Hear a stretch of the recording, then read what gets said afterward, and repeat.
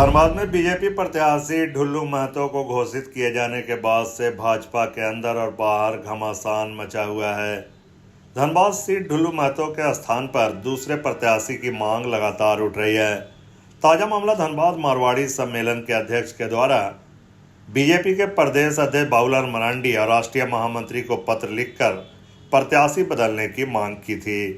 इसकी सूचना जब बीजेपी प्रत्याशी ढुल्लू महतो को लगी तो फोन के माध्यम से मारवाड़ी सम्मेलन के अध्यक्ष कृष्णा अग्रवाल को धमकी दी गई।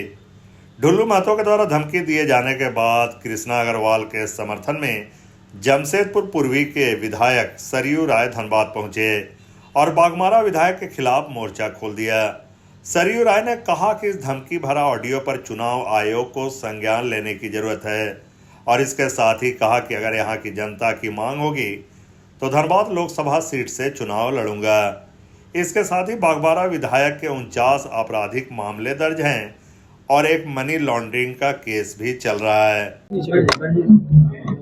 पृष्ठभूमि इसकी यही है कि भारतीय जनता पार्टी के जो 9 घोषित प्रत्याशी हैं उनका एक ऑडियो मुझे कल मिला कृष्णा अग्रवाल से बात करते हुए। फिर प्रेस से भी खबर मिली कि मेरे बारे में उन्होंने कहा है कि सारा काम कृष्णा अग्रवाल मेरे कहने पर कर रहे हैं। तो मुझे उचित लगा कि मैं धनबाद आकर कृष्णा जी को ये आश्वस्त करूं कि कोई आपको भयभीत करना चाहता है तो मैं आपके साथ खड़ा हूं। पहले भी प्रिंस खाल के मामले में मैं ही एक व्यक्ति था जो न केवल इनके अनशन में आया, अनशन तोड़वाया, बल्कि मेरे प्रयास से ईडी और सीबीआई आज सारे मामलों की जांच कर रही है। तो इस मामले में किसी ने मुझे निमंत्रण दिया, उस निमंत्रण को पूरा करने के लिए मैं धनबाद आ गया। ये बात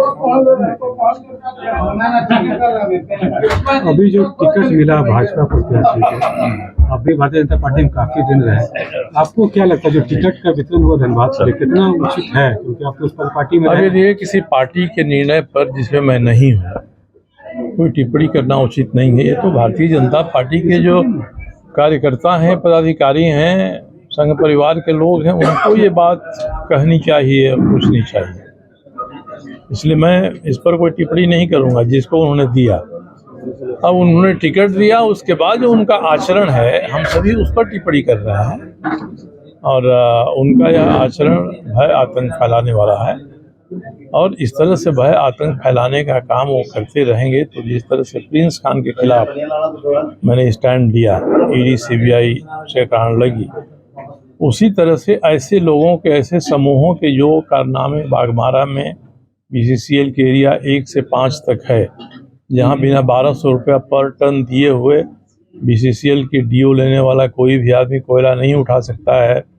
तो मैं इस आतंक को भी दूर करने के लिए मैं आगे प्रयास करूंगा और मैं ईडी से भी, चुनाव आयोग से भी कहूंगा कि ये बाघमारा इलाके में मनी लॉन्ड्रिंग हो रही है। मनी लॉन्ड्रिंग को रोकना आपका काम है।